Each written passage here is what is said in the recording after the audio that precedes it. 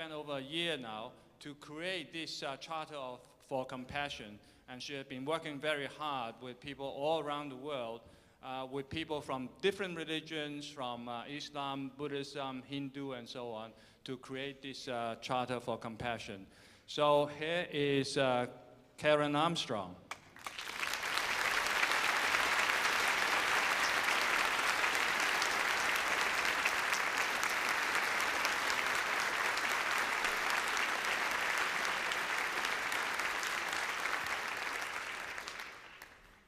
Your Holiness, ladies and gentlemen, and also welcome to the people who are joining us right now online from all over the world. Welcome. This was, as you've just heard, a prize. It was TED, when they give you this prize, they give you a wish. Now, this isn't the time to ask for a villa in the Bahamas. It's clearly a wish for a better world, and I knew immediately what it was I wanted to do. Because as my studies have continually shown me, and as and in my own life has shown me, the essence of religion, of all religion, is compassion. The essence of all morality is compassion. All the world faiths have developed their own version of what's been known as the Golden Rule. Don't do to others what you would not like them to do to you, or in the positive form, always treat others as you would wish to be treated yourself.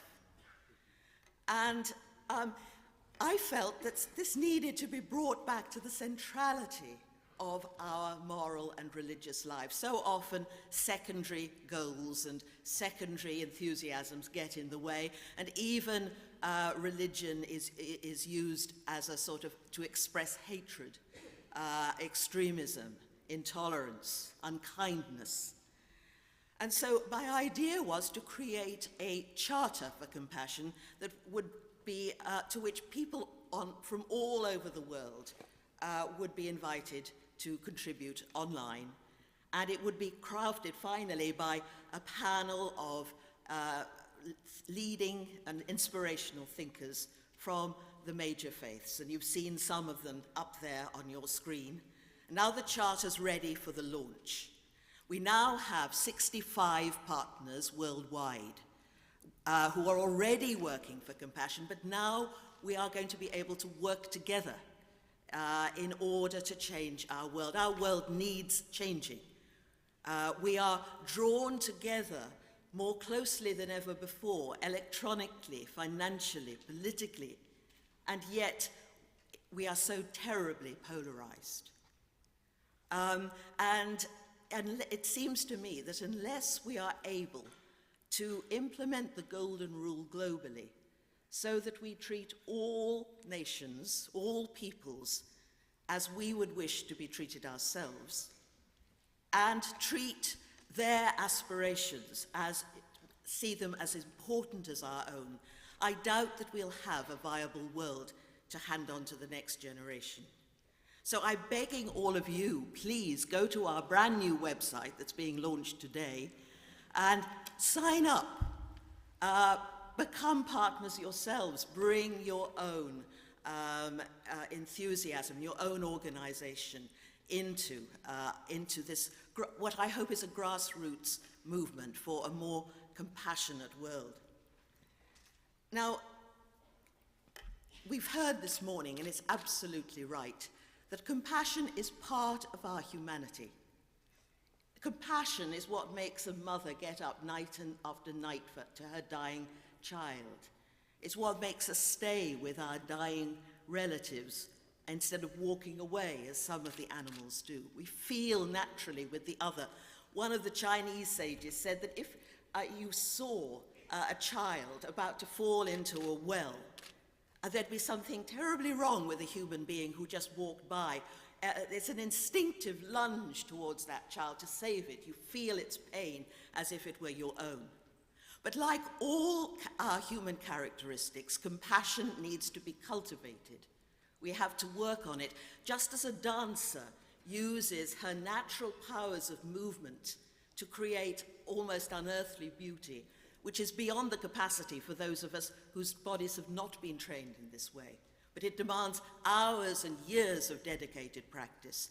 So too, we need to cultivate compassion. And if we do this, as Confucius said, all day and every day, looking into our own hearts, discovering what it is that gives us pain, and then refusing under any circumstance whatsoever to inflict that pain on anybody else all day and every day, then we begin to cultivate new capacities of mind and heart. The religious would say it brings us into the presence of God, or it brings us enlightenment. It takes us beyond the prism of selfishness and self-interest that holds us back from our best selves. Not many of us, as His Holiness so wisely said this morning, are capable of achieving emptiness in the higher mystical meditative states. I know I'm certainly not. But if we practice compassion all day and every day, dethroning ourselves from the center of our world and putting another there, we learn about the egotism, and we learn to take that ego gently to one side. Gandhi once said, "You must yourselves become the change that you wish to see in the world." And that is crucial. It's no good just laying down the law about other people being compassionate. We need to start with our own hearts and minds. But above all, compassion is, the Charter will be a call for action. It can't be just a question of us all embracing one another on November the 12th. It must be translated into practical action for a better world. The enlightened man must come down from the mountaintop. The enlightened woman, too, must return to the marketplace and there practice compassion for all living beings. And each in his or her own sphere can bring compassion into the world.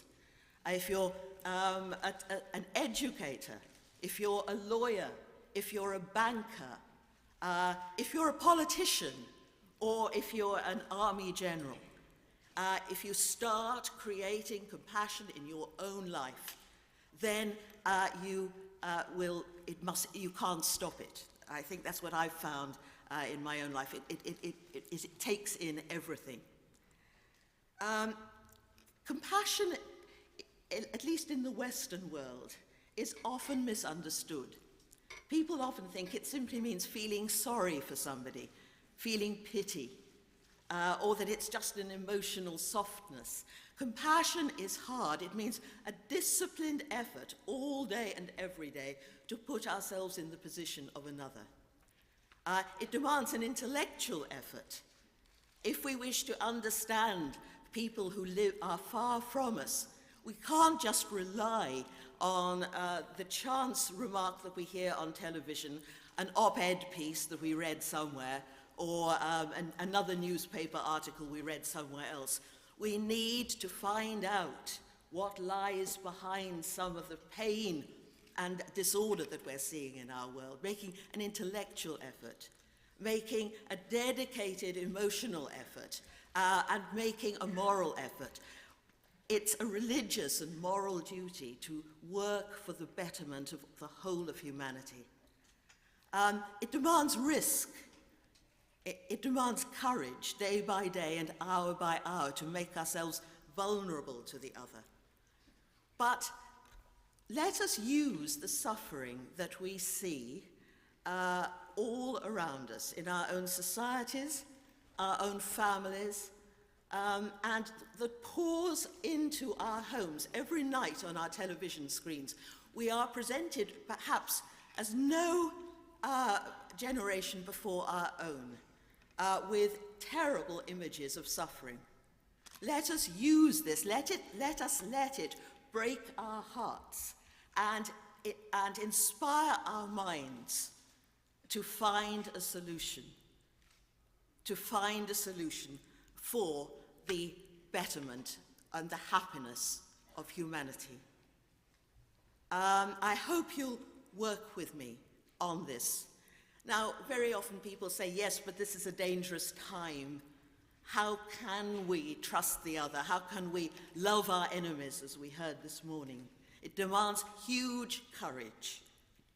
But now, when things are difficult, is the time to practice. It's no good having these wonderful ideals only in an easy time. Enlightenment comes to us when we struggle with difficulty, and our efforts become more intensive. We have a choice. We're not helpless. We have a choice.